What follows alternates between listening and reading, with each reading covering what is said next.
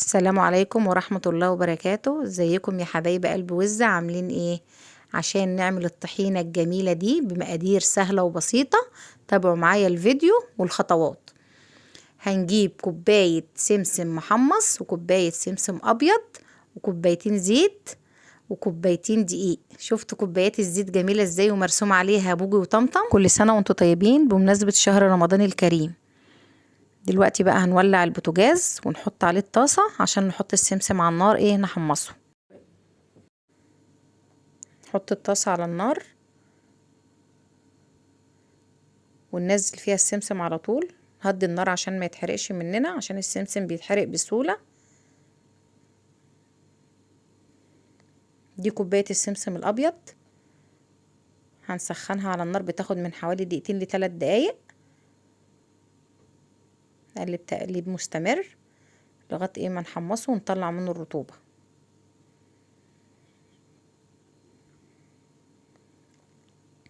اللهم صل على النبي. سخن اهو، هنحط عليه بقى كوباية السمسم المحمص. عايزة اقول لكم ان السمسم المحمص ده من عند والدي، ربنا يديه الصحة والعافية، زرعه، لكن الابيض ده احنا شارينه. طفينا البوتاجاز بقى وهناخد السمسم نحطه في الطبق على ما يهدى شوية كده. وبعد كده هنحمص الدقيق برضو عشان نطلع منه الرطوبة. نحط الطاسة على النار، نفس الطاسة مش هنغيرها ولا حاجة. نحط فيها الدقيق،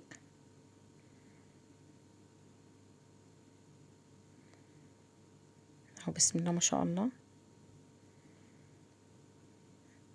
واحنا بنقلب الدقيق بيعمل تكتلات، فبعد ما نطلع منه الرطوبة ونسخنه هننخله بالمنخل او بالمصفى المتاح عندنا،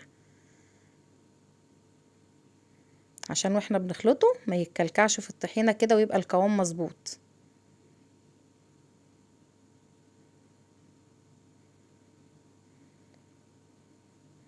بعد ما نخلص نخيله هنجيب بقى الخلاط والكبة بتاعة التوابل اللي بنخلط فيها الكمون والفلفل. عايزة اقول لكم ان الطحينة بسم الله ما شاء الله جميلة ونظيفة وموفرة، وحاجة عمايل ايديكي كده من البيت، تستعمليها في حاجات كتير في رمضان، على طبق فول، على طبق بتنجان، على السلطة، سلطة الطحينة، سلطة خضراء. هنطحن بقى في الكبة لغاية ما القوام بتاعها ينعم. تحسي كده ان هي بتطلع الزيت بتاعها منها فيها.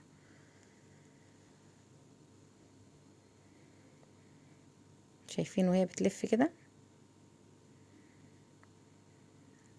هنفضيها بقى لغاية ما نعمل كل الكمية.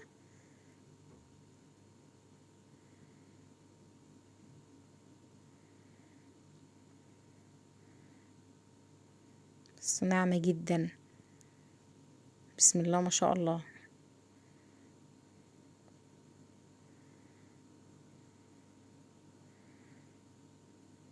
القوام بتاعها ناعم.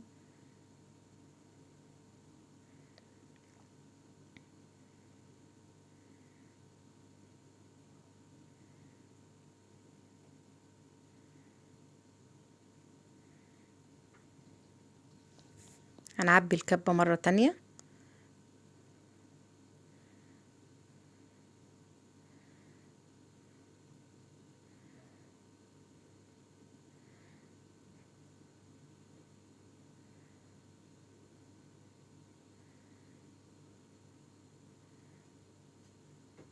بعد كده بقى هنجيب الكبة بتاعتنا وندلق فيها نص كوباية زيت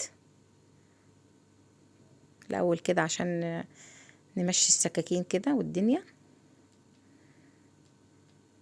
نحط نص كمية الطحينة،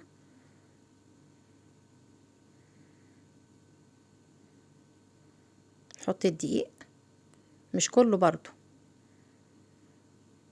شوية منه.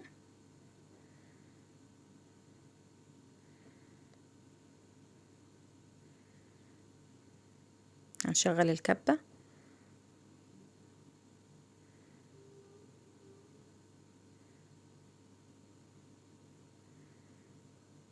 نحط شوية زيت كمان.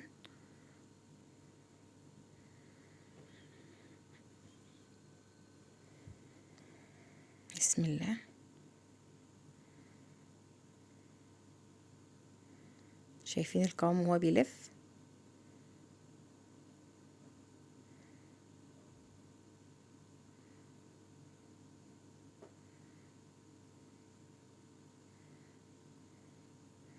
ناعم وجميل. تقيلة شوية. هنحط بقى باقي السمسم المطحون.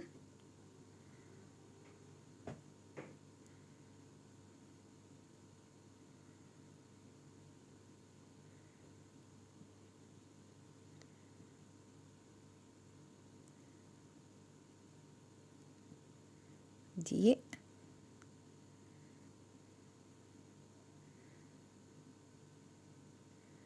زيت. ما بنحطش الزيت مرة واحدة، خطوة خطوة كده.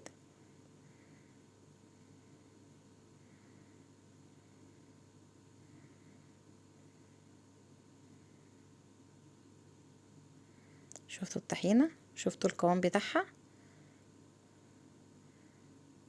كده خلصنا كل الكمية وهنصبها في البطرمان. كده الوصفة بتاعتنا خلصت. لو عجبتكم ما تنسوش تعملوا لايك والشير والاشتراك في القناة، وما تنسوش تكتبولي بتتابعوني منين، واكتبولي في الكومنتات عايزين وصفات اخرى. وبألف هنا وشفا.